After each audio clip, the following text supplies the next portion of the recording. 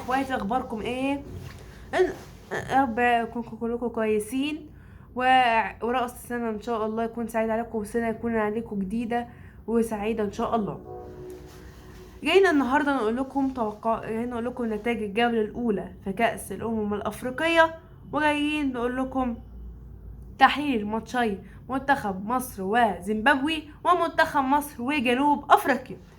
نبتدي في اول ماتشات. منتخب المغرب بيكسب منتخب جزر القمر بنتيجة 2-0، وبعد كده منتخب مالي بيتعادل مع منتخب زامبيا بنتيجة 1-1، وبعد كده منتخب جنوب افريقيا بيكسب منتخب انجولا بنتيجة 2-1، وبعد كده منتخب مصر بيكسب منتخب زيمبابوي 2-1، وده الماتش اللي هنحلله في اخر الفيديو. وبعد كده عندك منتخب كونغو الديمقراطية بيكسب منتخب بنين بنتيجة 1-0، وبعد كده عندك منتخب السنغال أسود التيرانجا بيكسب منتخب بوتسوانا بنتيجة 3-1، بعد كده عندك منتخب نيجيريا بيكسب منتخب تنزانيا 2-1، ومنتخب التونسي أسود قرطاج بيكسبوا منتخب أوغندا بنتيجة 3-1، منتخب بوركينا فاسو بيكسبوا منتخب غينيا الاستوائية 2-1، بعد كده منتخب الجزائر بيكسب منتخب السودان بنتيجة بثلاثية محاربين الصحراء. ساحل العاج الأفيال بيكسبوا منتخب موزمبيق بنتيجة 1-0، ومنتخب الكاميروني بيكسب منتخب جابون بنتيجة 1-0. وطبعا ماتش التاني اللي احنا هنحلله ماتش مصر وجنوب افريقيا اللي كسبناه 1-0. حلوة. جايين دلوقتي ايه بقى نكلمكم عن ماتش منتخب مصر ومنتخب زيمبابوي. بصوا يا جماعه، كنا اول ربع ساعه حلو، كنا مهاجمين بصراحه، وكان لينا شكل حلو، قلنا الماتش ده هنكسبه بسهوله والدنيا تبقى جميله. بس ايه اللي حصل يا جماعه؟ ان احنا للاسف بعد اول ربع ساعه بهجمه غريبه جدا محمد الشناوي حرفيا بيغلط فيها، جابوا فينا جولين حرفيا يا جماعه. انا اتعصبت بجد، عصبيه، وبابا من هنا وماما من هنا وابن عمي من هنا، اهدى يا ابني، شارف فيه ايه، وخلاص استهدى بالله وان شاء الله نرجع وكده. ولا يا جماعه، طب ازاي يا جماعه يجيب فينا جول؟ وبصراحه يا جماعه فعلا الكوره دي كانت كارثيه، محمد الشناوي دخل فيه حته الجول ما كانش يدخل. حلو. قعدنا بقى من الدقيقه 15 لغايه الدقيقه 45 زيمبابوي ماسكه كوره وبتعمل، واحنا برضو بنعمل هجمات مرتده بس مش فرص حقيقيه. جميل قوي. تيجي في الشوط التاني بقى منتخب مصر بيلعب احسن، تمام.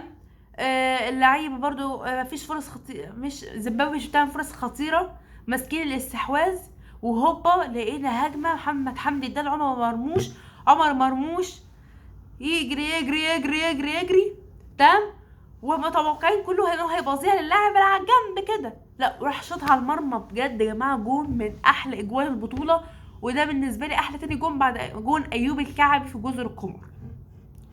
يا جماعه لما لو جابها دبل كيك كده بتاع المغرب ده، تمام. وجماعه حرفيا كنا قاعدين على اعصابنا يا جماعه، كنا عايزين نجيب جول. اصل منتخب قلنا نفس يا جماعه ماتش منتخب زيمبابوي ده اسهل ماتش، هنعمل ايه قدام انجولا، هنعمل ايه قدام جنوب افريقيا، تمام. وبص يا جماعه بجد ماتش زيمبابوي ده من اكتر الماتشات اللي لقيت منتخب مصر بيعمل فرص كتيره جدا على فكره في الشوط الثاني. يعني فاكر احنا في الشوط الثاني كنا احسن في الشوط يعني في الشوط الثاني كنا احسن من الشوط الاول.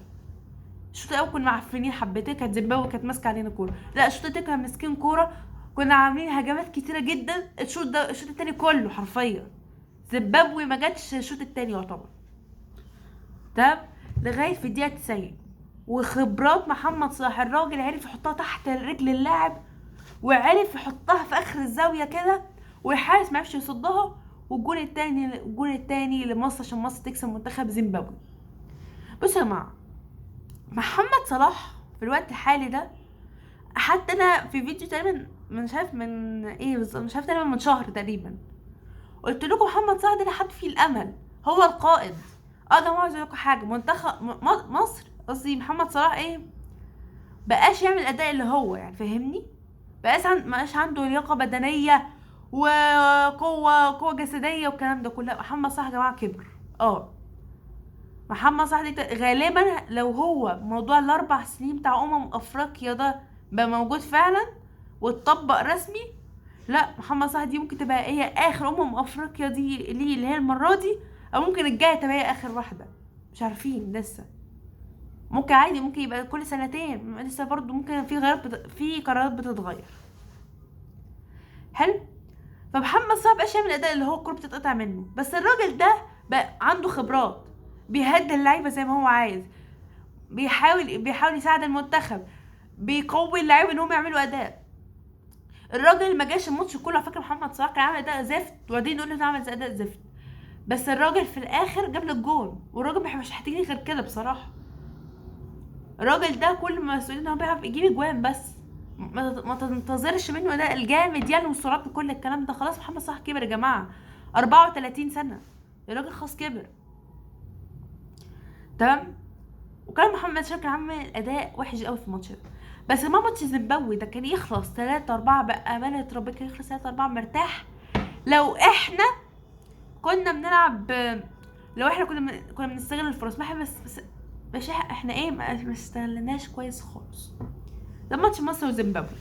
نيجي بقى على حرفيا ماتشنا بقى، ده اللي احنا عايزين نتكلم عليه، ماتش منتخب مصر وجنوب افريقيا. بصوا يا جماعه، انا ما فكرتش الشوط الاول، كان عندي درس ساعتها.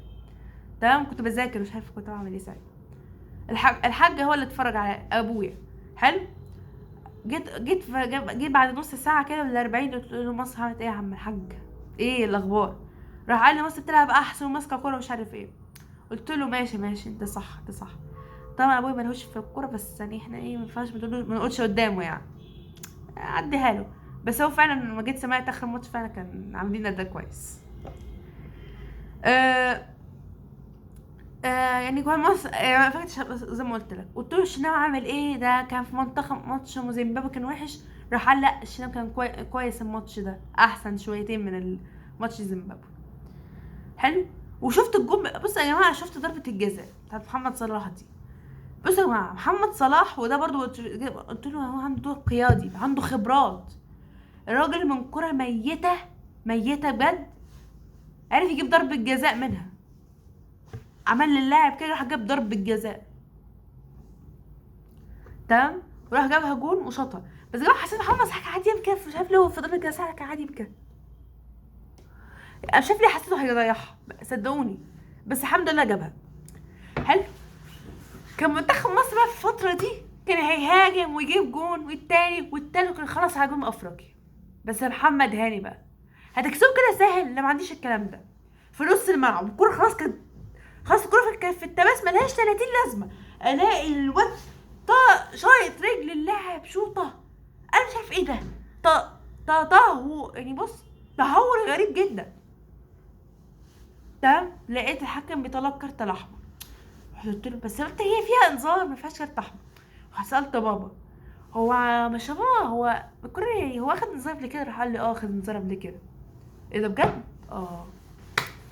طلع اخد انذار قبل كده وفعلا كان يستحق الكارت الاحمر.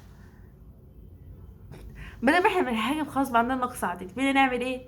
الشوط التاني جنوب افريقيا ماسكه علينا كوره غير طبيعيه، وماسكه هو شوط ومش عارف ايه. بس يا جماعه بجد اللعيبه كانت رجاله المره دي، رجاله برجاله يعني، كانوا عاملين عليهم وزياده. ومحمد الشناوي يا جماعه كنا كل الماتش كلنا بننتقده، وانت مش عارف ايه وابتدي بشوف ايه. عايز اقول الماتش ده الشناوي يا جماعه عمل اداء ليه اخر 3 سنين، 25 24 23 من 2023 ده احسن ماتش هو عمله. تمام، دي حقيقه لازم تذكر، وكل ممكن يجيب فينا جون والتاني. بس يا جماعه بجد الحكم كان سيء في حاجه، فاكر هو كان كويس طول الماتش بس هو كان سيء. الكوره ياسر ابراهيم في اخر الماتش كان واقع، حلو، والكوره جت في ايده. يا جماعه الواد واقع يا جماعه، دي مش محتاجه، قعدنا فيها 5-6 دقايق، وصلنا لغايه الدقيقه المية بسبب كده. بس يا جماعه منتخب مصر بجد رجاله، الف مبروك، الف الف الف الف مبروك لكل الجماهير المصريه يا رب. عرفنا نصعد لدور ال16، اول منتخب ضمن الصعود. وكمان يا جماعه عايز اقول لكم شكرا من قلبي بجد لجماهير المغرب. جماهير المغرب اللي كانت قاعده تحضر الماتشات، لدرجه مش عارف ما كانش فيه حته عشان يقعدوا فيها، قعدوا على السور بتاع الاستاد. فبجد شكرا شكرا جدا لجماهير المغرب يا رب، ويا رب يكون معانا يا رب. بجد يا جماعه حسام حسن انا شايف في فيديو كده مسكته جلدته حرفيا. بس يا جماعه بجد يا جماعه حسام حسن طلع مجتهد. مش احسن مدرب، ما عندوش فكره وتكتيك جديد كتير، بس يا جماعه الراجل ده فيه ميزه حلو، عنده روح يا جماعه، بيعرف يوصل روح للعيبه.